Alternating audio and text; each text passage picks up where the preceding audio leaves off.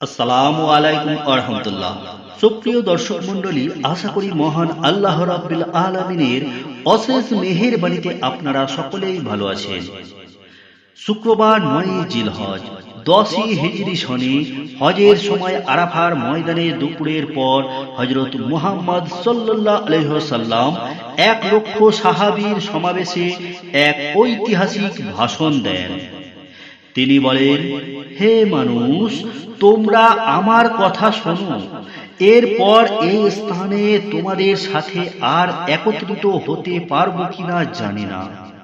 হে মানুষ, আল্লাহ বলেন, হে মানবজাতি, তোমাদেরকে আমি এক পুরুষ ও নারী হতে সৃষ্টি করেছি এবং তোমাদেরকে সমাজ ও গোত্রে ভাগ করে দিয়েছি যেন তোমরা পরস্পরের পরিচয় জানতে পারো। অতএব শুনে রাখো, মানুষে মানুষে কোনো ভেদাভেদ নেই। আরবের উপর অনারবের অথবা অনারবের উপর কোনো আরবের শ্রেষ্ঠত্ব নেই।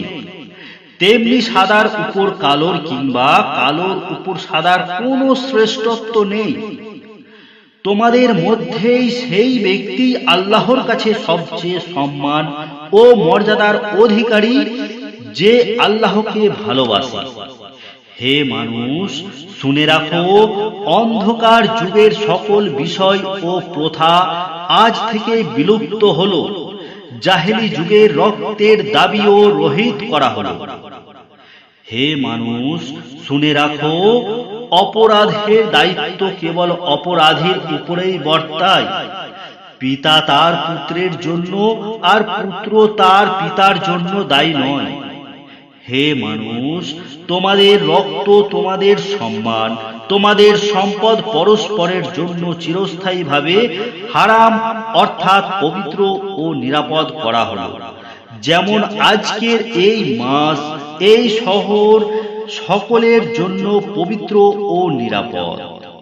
হে মানুষ, তোমরা ঈর্ষা ও হিংসা বিদ্বেষ থেকে দূরে থাকবে। ঈর্ষা ও হিংসা মানুষের সকল সৎ গুণকে ধ্বংস করে। হে মানুষ, নারীদের সম্পর্কে আমি তোমাদের সতর্ক করে দিচ্ছি, তাদের সাথে নিষ্ঠুর আচরণ করো না। তাদের উপর যেমন তোমাদের অধিকার রয়েছে, তেমনি তোমাদের উপরও তাদের অধিকার রয়েছে। সুতরাং তাদের কল্যাণের দিকে সব সময় খেয়াল রেখো। হে মানুষ, অধীনস্থদের সম্পর্কে সতর্ক হও। তোমরা নিজেরা যা খাবে তাদেরও তা খাওয়াবে, নিজেরা যা পরবে তাদেরও তা পরাবে। শ্রমিকের শরীরের ঘাম শুকানোর আগেই তার মজুরি পরিশোধ করবে। হে মানুষ, বিশ্বাসী সেই ব্যক্তি যার হাত ও মুখ থেকে অন্যের সম্মান, ধন ও প্রাণ নিরাপদ, যে নিজের জন্য যা পছন্দ করে অন্যের জন্যও তাই পছন্দ করে। হে মানুষ, বিশ্বাসীরা পরস্পরের ভাই। সাবধান, তোমরা একজন আরেকজনকে হত্যা করার মতো কুফরি কাজে লিপ্ত হইও না। হে মানুষ, শুনে রাখো, আজ হতে বংশগত শ্রেষ্ঠত্ব বা কৌলীন্য প্রথা বিলুপ্ত করা হলো। কুলীন বা শ্রেষ্ঠ সেই ব্যক্তি যে মানুষের উপকার করে। হে মানুষ, ঋণ অবশ্যই ফেরত দিতে হবে। বিশ্বাসের সাথে প্রত্যেকের আমানত রক্ষা করতে হবে।